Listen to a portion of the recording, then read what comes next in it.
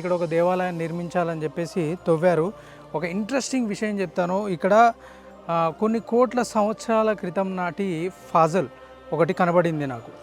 చాలా ఇంట్రెస్టింగ్ విషయం, మీరు అందరు తెలుసుకోవాల్సింది.